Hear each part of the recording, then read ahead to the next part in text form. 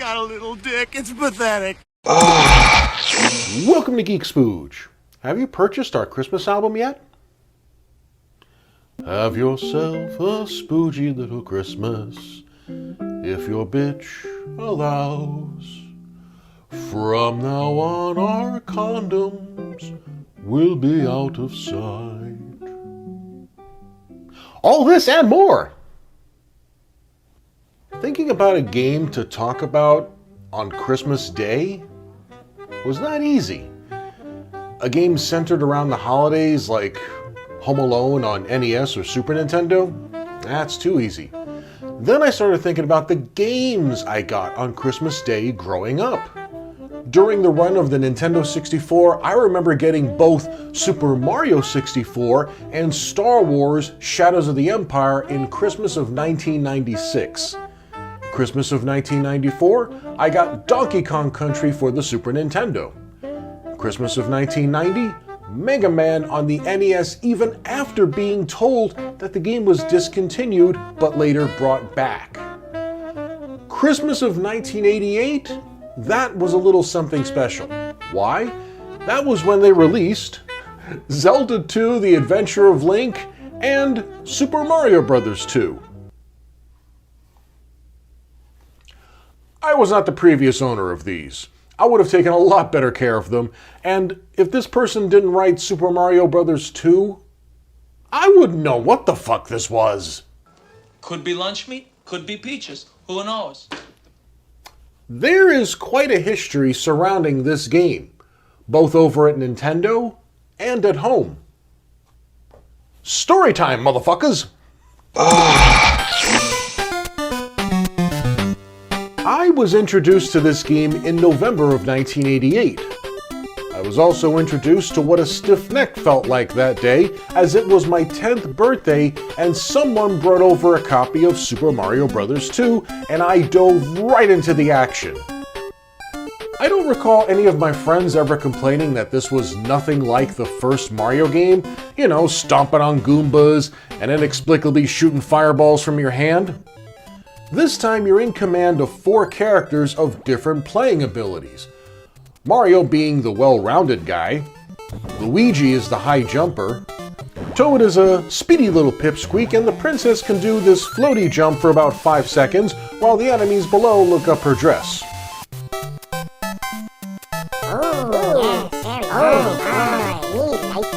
Yeah, this is cool and all, but did you know this was a different game before it adopted the Super Mario name?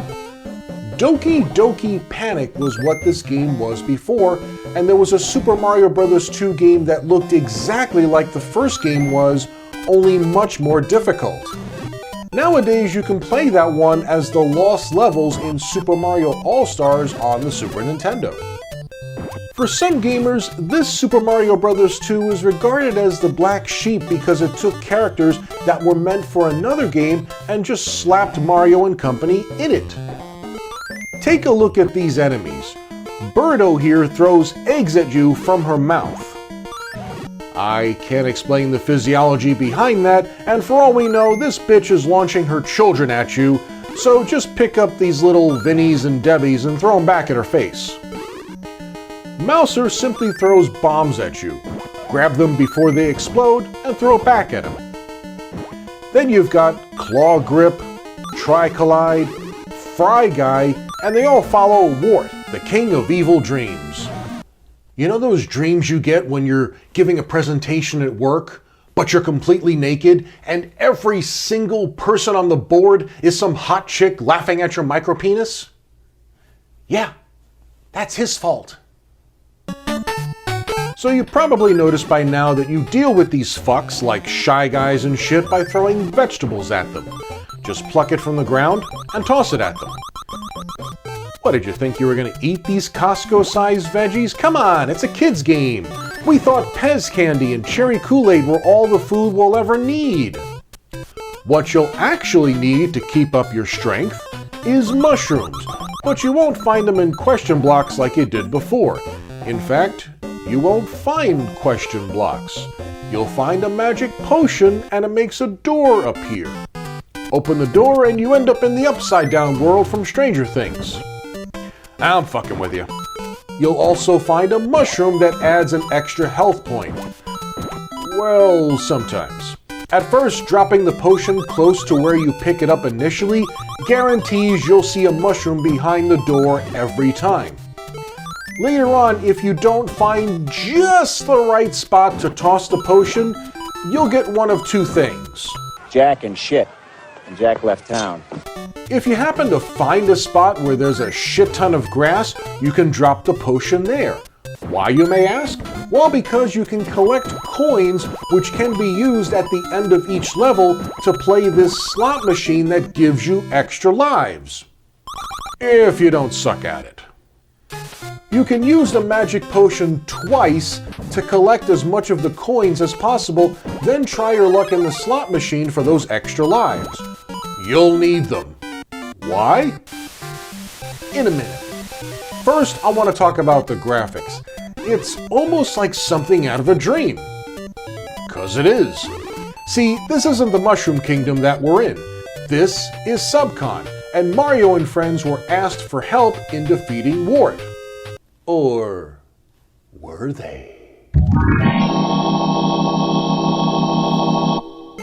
Ah, shit. 80% of you already know how the game ends, but just in case you don't, my lips are sealed. Meanwhile, enjoy traipsing around these colorful lands, tossing around snakes, cactus heads, and other crap. It's not just overworlds, though. You'll go through underground caves, pyramids, and Mouser's sex dungeon? I don't know. Now, on to the sound. Remember, this used to be another game before it was associated with Mario and Luigi. And the rest. So, no more of the same tunes that used to drive my grandma crazy in 1987. There's a chipper tune for the overworld, and then the mood changes for the underworld portions and boss battles. All of the music is pretty enjoyable, not annoying, and the effects complement every bit of the action. Like before, the B button makes our heroes run fast, the A button jumps, it's basic movement stuff, okay? We won't have to worry about wall jumps, double jumps, or whether or not the princess is gonna blow one of these schmucks someday. We'll save that scenario for DeviantArt or something. The game's challenge was fair up until World 6. Eventually, I used up all my continues and I had to start all over again, and I decided, fuck it, I'm gonna warp to World 7, and I'll just tell the audience that I played all the way through. Whoops. Hey, look, I was out of practice. The game isn't fucking insane. You'll probably fare better than I and complete the game inside of 90 minutes, giving you about 2 minutes to jerk off to the princess. Nice. Super Mario Bros. 2 overall is a fun romp through a different kind of world. It's got a mix of quirky enemies, secret shortcuts, but best of all, no fucking Toad to tell you the princess is in another castle. Now both of those fucks are a part of your team. Good luck. Alright, all jokes aside, I loved playing Super Mario Bros. 2 again, and I'm so happy to have it in my collection once again. What about you guys?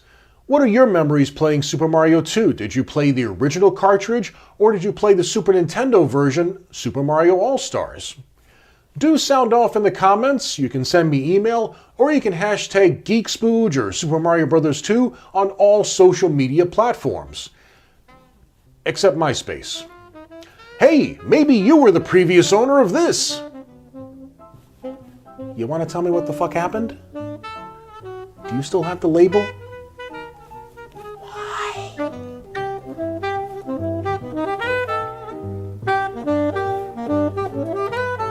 Just kidding.